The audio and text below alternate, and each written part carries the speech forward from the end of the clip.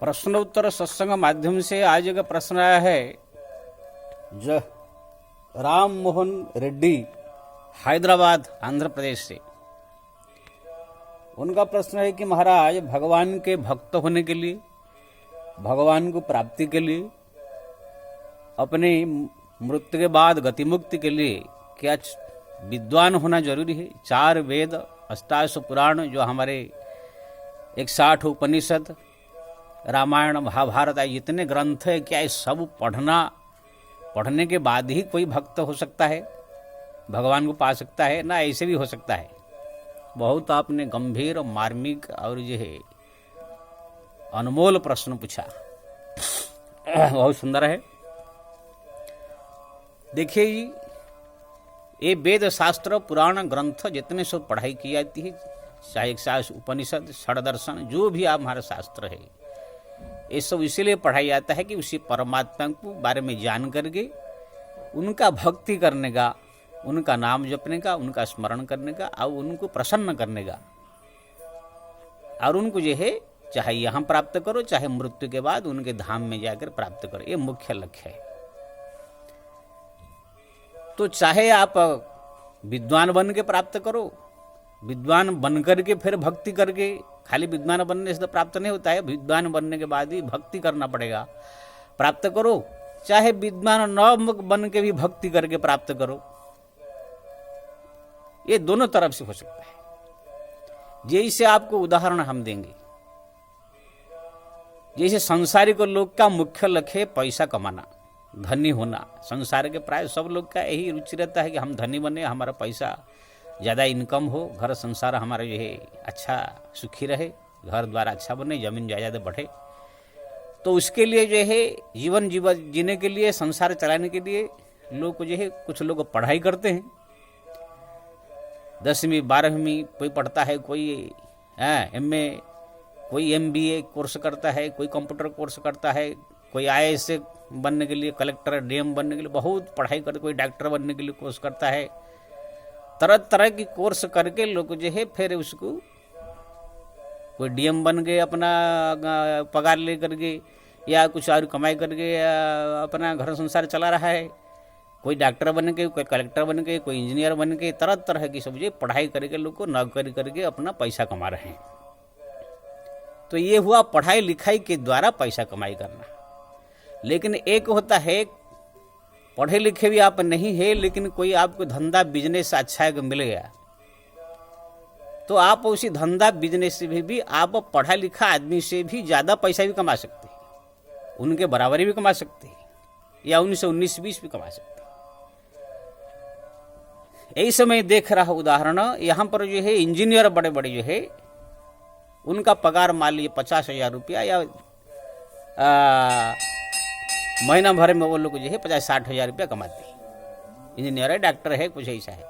लेकिन ऐसे भी लोग को मैं देखा हूँ, यहाँ पर जो है उनका अनपढ़ है, पढ़ा लिखा है नहीं, मेरे पास आते हैं, वो कुछ नहीं, कोई 3री क्लास तक पढ़े, लेकिन भगवान ने बुद्धि दिया या कैसे भी उनने करके जो है कुछ पैसा अपना चॉकलेट बेच के, कुछ और आलू बेच के, टमाटर बेच के, जो ठेला वाली धंधा करके, थोड़ा ऐसे करते करते पैसा कमाया, कमा करके जो है छोटा सा फिर दुकान जगह ले लिया, फिर उसमें जो है जगह में दुकान खोल लिया, फिर धीरे धीरे उससे कुछ कमाई हुआ, फिर और एक दुकान ले लिया। ऐसे करते करते बम्बई शहर में 4-5 दुकान, अब उनका कमाई कम से कम महीना में 1.5 लाख रुपया।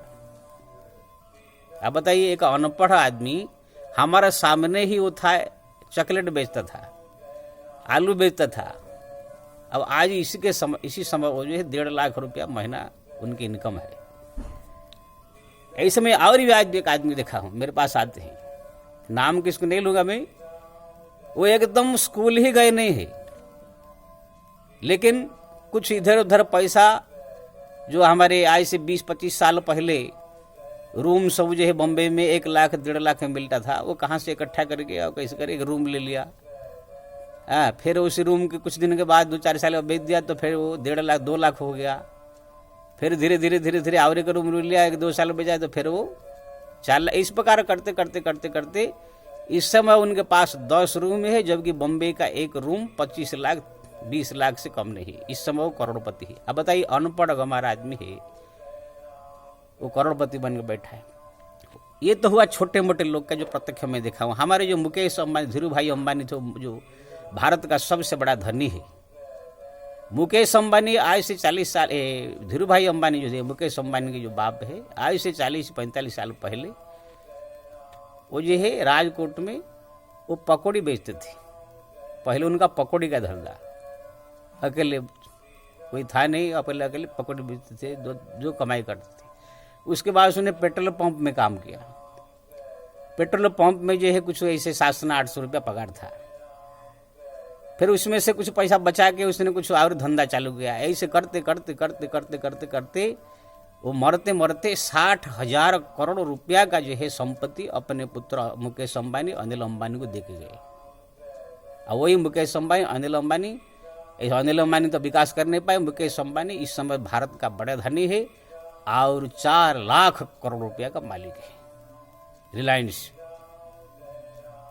तो बताइए, अब भारत का बड़ा धनी हुआ एक पकौड़ी बेचने वाला, लेकिन यहाँ पर कलेक्टर इंजीनियर बनने के लिए जो पढ़ाई, IAS पढ़ाई करते हुए भी लोग को वही एक छोटा सा घर बना पाए, या तो अपना थोड़ा जमीन जायदाद थोड़ा बड़ा खरीद लिया।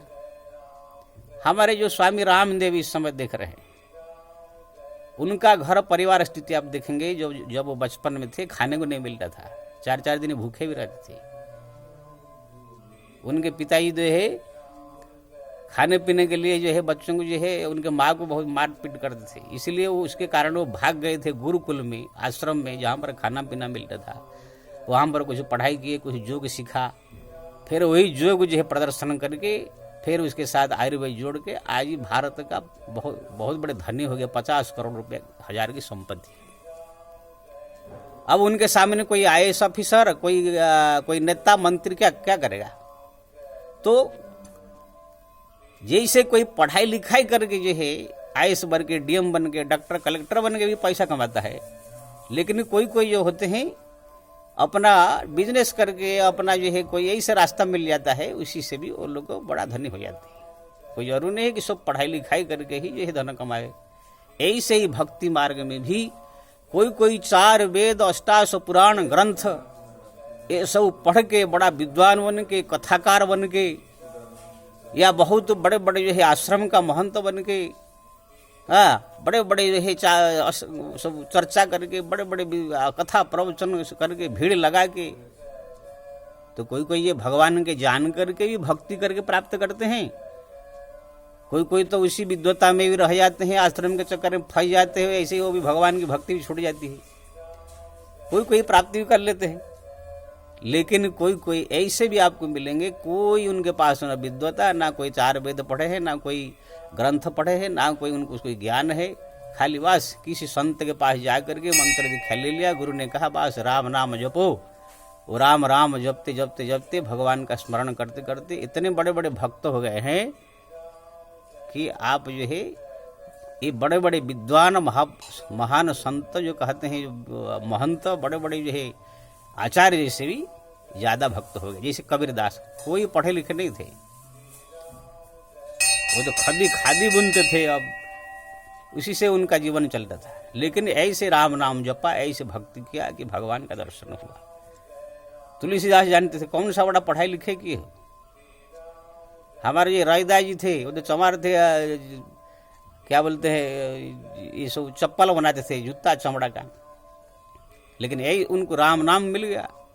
राम नाम जप करते करते करते करते इतना भक्त हो गए कि स्वयं भगवान ने उनको भी दर्शन दिए। बड़े बड़े विद्वान, बड़े बड़े लोग भी उनको सर झुका देते। हमारा सबरी, माता सबरी जो रामायण में आती है, वो कौन सी पढ़ी लिखी थी? वो जंगल में रहने वाली जंगली सवर की लड़की थी। वो घर द्वार छोड़कर भाग करके चली गई मतंग मुनि के आश्रम में। मतंग मुनि ने कहा कि बस तुम खाली राम नाम जपो। उन्होंने सब कुछ त्याग करके गुरु का सेवा और राम नाम जप। उनका कुछ जानकारी नहीं, कोई वेद शास्त्र पुराण ग्रंथ षडदर्शन कौन 4 वेद ये कुछ मालूम नहीं था उनको। और गुरु मतंगा ने सोचा कि इनको कुछ मालूम नहीं, क्या बताएंगे सब इसको, बस कह दिया राम नाम जपो, इसी से तुम्हारा कल्याण हो जाएगा, भगवान का दर्शन भी हो जाएगा। वो केवल रात दिन राम नाम राम राम राम राम राम राम राम जपती जपती जपती जपती जपती इतने बड़ा भक्ति नहीं, इतना लगन उसका लग गया। गुरु जी जब जाने लगे, कहने लगे कि आप यहाँ पर जो है इंतजार करो, भगवान राम एक दिन जरूर मिलेंगे। गुरु के इसी बात को मान कर गए सबरी जो है प्रतिदिन भगवान के इंतजार करती थी, राम नाम जपती हुई फूल बिछाती थी। एक दिन भगवान उनके भाव देख करके प्रसन्न हो गए। आप जानते हैं रामायण में। तो इसी प्रकार से बहुत भक्त आपको मिलेंगे, कोई पढ़े लिखे नहीं है। पुराण में भी देखिए, इतिहास में देखिए, खाली भगवान का नाम जप करके, भगवान का स्मरण करके, ऐसा हमारे जो है भक्तमाला कथा में देखिए कि दक्षिण भारत के जो है एक जंगल के जो है मणक नाम के भक्त, कुछ जानकारी नहीं है, फिर भी उसने जो है खाली केवल भगवत नाम जप करके, भगवान को स्मरण करके जो है बहुत बड़े भक्त हो गए। हमारे जगन्नाथपुरी की जो है कर्मा बाई, वो तो नहाती भी नहीं थी, बाथरूम जाएंगे, शौच करने जाए तो भी वो शौच भी हाथ पर धोना चाहिए, नहाना चाहिए, सब भी ज्ञान नहीं था उसको। लेकिन कि संतों महारुषपुर से सुन लिया कि भगवान का नाम जप करना, भगवान को याद करना, ये जो है करने से भगवान प्रसन्न होते हैं। हाँ, आप भगवान को जो है सुंदर सुंदर उनको जो है अगर भोजन बना कर खिलाया जाए तो भी अगर खाते हैं। कुछ सुन लिया, मन में बैठ गया उसका। अब खिचड़ी खाती थी, गरीब थी, सोचा कि खिचड़ी से बढ़कर अब क्या हो सकता है। रोज रोज खिचड़ी बना के भगवान जगन्नाथ को जो है बड़ा भाव से पुकारती थी। भगवान जगन्नाथ चले आकर उनका खा लेती थी। एक अनपढ़ गंवारी एक जो है कर्मा बाई, कोई नहीं था आगे पीछे, लेकिन भगवान जगन्नाथ को उसने प्रसन्न कर लिया। ऐसे बहुत भक्तों के चरित्र आपको मिलेंगे। कोई स्कूल भी नहीं गया, वेद शास्त्र पुराण रामायण ग्रंथ ये षडदर्शन तो छोड़ दिए, खाली बस गुरु ने कह दिया कि तुम जो है राम नाम जपो, इससे तुम्हारा कल्याण होगा। भगवान का दर्शन किया, बस लग गए उसके पीछे। भगवान का सुंदर रूप का चिंतन और भगवान का नाम जप। हमारे जो है रत्नाकर जो वाल्मीकि थे, ऋषि हुए, रामायण लिखे हैं, उनका जीवन कहानी आता है। वो चोर थे, जंगल में डाका डालते थे। नारद जी ने उसको समझाया, नहीं समझे, कुछ ऐसे ज्ञान दिया, उनका मन बदला। खाली कह दिया तुम कुछ मत करो, केवल यहाँ बैठ बैठ के राम राम राम जपो। देखोगे तुम्हारा जो है कल्याण हो जाएगा।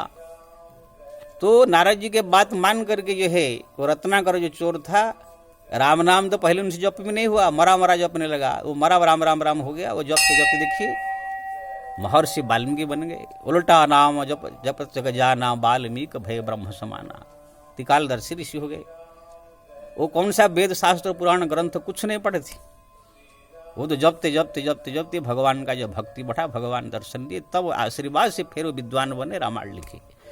तो कहने का मतलब ऐसे हजार भक्तों की कहानी आपको मिलेगा। सब वेद शास्त्र पुराण ग्रंथ पढ़ने ही, केवल भगवान का नाम जप, भगवान का सुंदर रूप का स्मरण और प्रार्थना करके ही भक्त बनेंगे।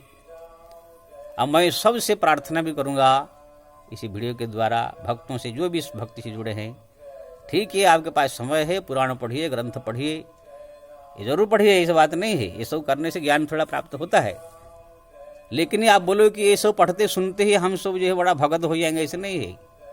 ये जगह जगह जो कथा प्रवचन आजकल हो रहा है, मैं देखता हूँ बहुत भीड़ लगाती है, दौड़ती है 5-10 किलोमीटर, सब लोग औरतें लोग इसको भागते हैं। ठीक है भाई, कभी 1-2 बार चला गया, लेकिन मैं देखता हूँ 20-20 साल हो गया, जहाँ भी होती है भागती रहती है। मैं वो लोग डांटता हूँ, क्या भाई अब नाम जपो, हो गया, सुन लिया बहुत, खाली जिंदगी भर सुनते रहोगे, भागते रहोगे। अब एकांत में बैठ करके भगवान का नाम जप करने चाहिए, भगवान का स्मरण करने चाहिए। तो कितने लोग खाली बस देखते पढ़ते ही रहते, कितने सुनते ही रहते, 1 से 8 भागवत सुन लिया, 1 से 8 रामायण सुन लिया, फिर भी जैसा तैसा हरिनाम जप में मन नहीं लगा। तो कितने जो है बहुत पढ़ते हैं, बहुत सुनते हैं, 4 वेद का ज्ञानता होंगे। मैं देखा मेरे सामने सब वेद शास्त्र पुराण के बड़े बड़े श्लोक गाने वाले हैं, लेकिन भगवान का नाम में मन नहीं लगता है। तो 4 वेद उनका ऐसे धारा रह गया। बड़े बड़े विद्वान हमारा काशी में मिलेंगे, लेकिन सब कुछ विद्वता होते हुए भी हरिनाम में मन नहीं लगता है। बड़े बड़े भीड़ लगाएंगे अपना प्रवचन के द्वारा, 1000 लाख आदमी, लेकिन वही प्रवचन के टाइम में भीड़ लगा देंगे, खाली टाइम में ये अन्न क्षेत्र खोलेंगे, ये गौशाला खोलेंगे, इतना पैसा वहाँ आ गया, इतना पैसा वहाँ आ गया, इतना पैसा और आ जाएगा, तो ये हो जाएगा, ये हो जाएगा। यही सब चर्चा में जो है वो कथाकार लोग भी फंसे रहते हैं। इस समय हमारा भारतवर्ष में जितने सब भागवत रामायण करने वाले कथाकार हैं, एक तो कोई साधु संत नहीं, सब गृहस्थ परिवार वाले ज़्यादा आ गए हैं। और जो भी साधु संत भी हो, चाहे गृहस्थ कोई भी हो, सब लोग का मुख्य लक्ष्य है कि पैसा हो गया। कहीं से भी गौशाला बनाने के बहाने, वृद्धाश्रम बनाने के बहाने, चाहे कोई भी बहाने, कहीं से पैसा खींचे, बड़ा बड़ा आश्रम बनाकर ऐसा आराम जिंदगी जी। वो राम नाम में ये लोग का भी खुद रुचि नहीं है।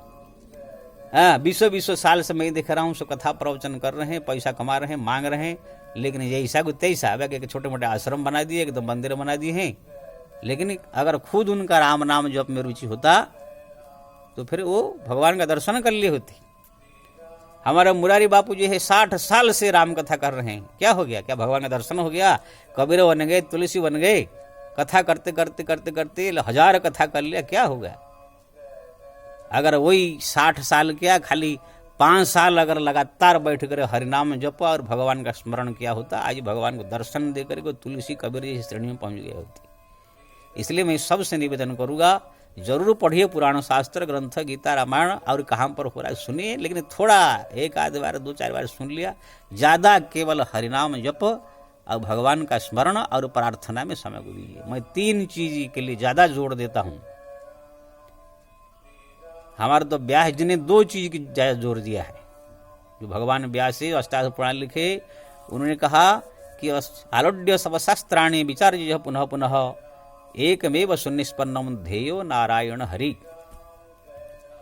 व्यास जी ने कहा कि सब शास्त्र पुराण ग्रंथ में जो है लिखा और बार बार विचार किया, सार निकला भगवान नारायण का या राम का, कृष्ण का नाम जपो, या तो उनका सुंदर रूप का ध्यान करो।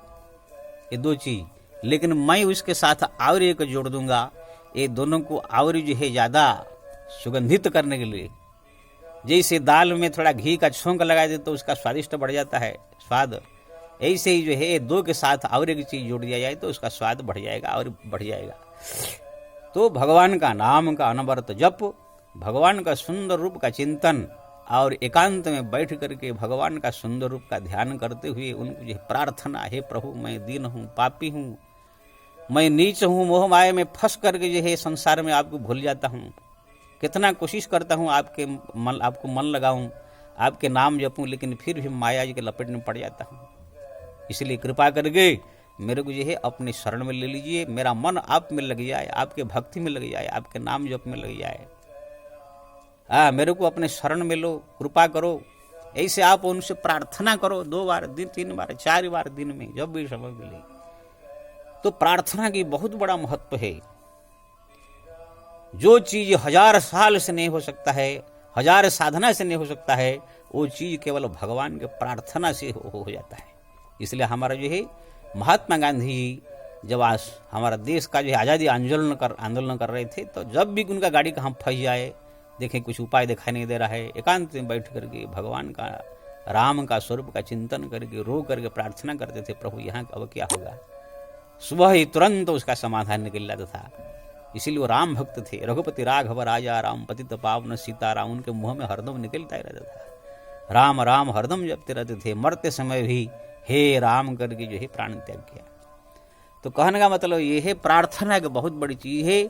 तो 3 चीज, भगवान का नाम का जप, भगवान का सुंदर रूप का चिंतन, और उनके एकांत में बैठ करके रो करके थोड़ा भावुक होकर के प्रार्थना। अगर भावुकता रोना नहीं आएगा तो ऐसे ही प्रार्थना करते करते अपना आप आएगा। तो ये 3 चीज जो पकड़ लिया एकांत में बैठ करके, उनको न वेद के पढ़ने की जरूरत है, न पुराण के पढ़ने की जरूरत है, न कोई ग्रंथ पढ़ने की जरूरत है। यही ही मेन है। जैसे कोई व्यक्ति कोई पढ़ा लिखा नहीं है, कोई MBA नहीं किया, लेकिन उनके पास बिजनेस के द्वारा कैसे पैसा अरब रुपया करोड़ रुपया आ गया है, तो उसको आप बिजनेस करने की क्या जरूरत है। ऐसे ही कोई व्यक्ति अगर भगवान के चरण में मन लग गया, भगवान का नाम जप में लग गया, भगवान का सुंदर रूप चिंतन में लग गया है, अब वेद शास्त्र पुराण ग्रंथ पढ़ने की ये जगह जगह जाके भटके सुनने की जरूरत क्या है। ये सब इसलिए पढ़ा जाता है, इसलिए सुना जाता है कि भगवान के चरण में मन लगे।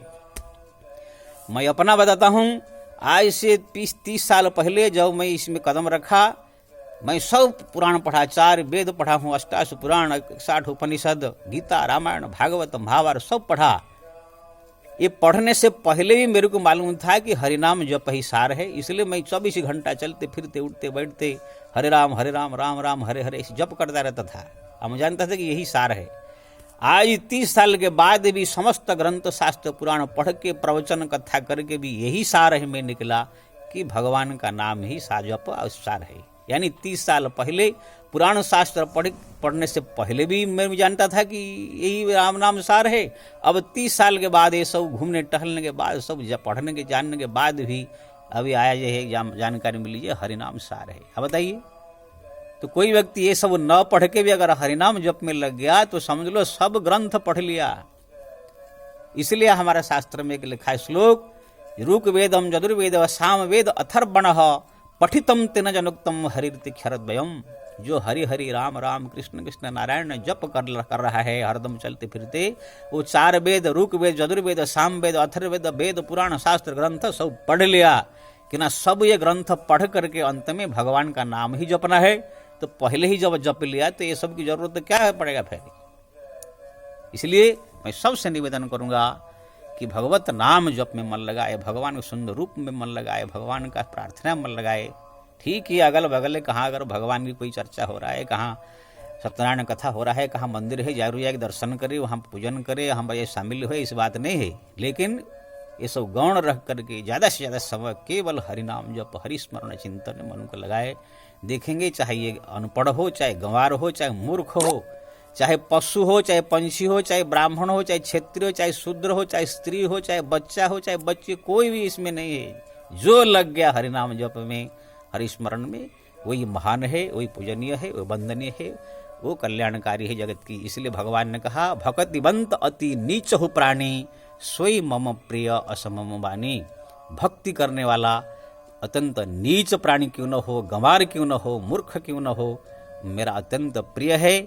लेकिन जिसका मेरे पास मेरा भक्ति नहीं है, कितना बड़ा विद्वान हो, चाहे कितना बड़ा ब्राह्मण हो, चाहे देवता हो, कोई भी हो, मेरा वो प्रिय नहीं है। प्रिय मेरा भक्त मद भक्तम प्रियम भगवान कह रहे हैं। इसलिए मैं सबसे निवेदन करूंगा भगवान का भक्ति करे, भगवान का प्रिय होना अगर चाहते हैं, यहाँ भी प्राप्त करना चाहते हैं मरने के बाद, तो भगवान का नाम जप स्मरण चिंतन में मन को लगाए। तो जगह राम मोहन रेड्डी जी आप समझ गए होंगे, आग के पुराण शास्त्र ग्रंथ पढ़ने के चक्कर में मत पड़िए, केवल हरिनाम जप हरिस्मरण चिंतन और प्रार्थनाएं मन को लगाइए। इसी से आपका सब कुछ अपना आप ग्रंथ पुराण का ज्ञान हृदय में अपना आप प्रकट होंगे। जय श्री राम।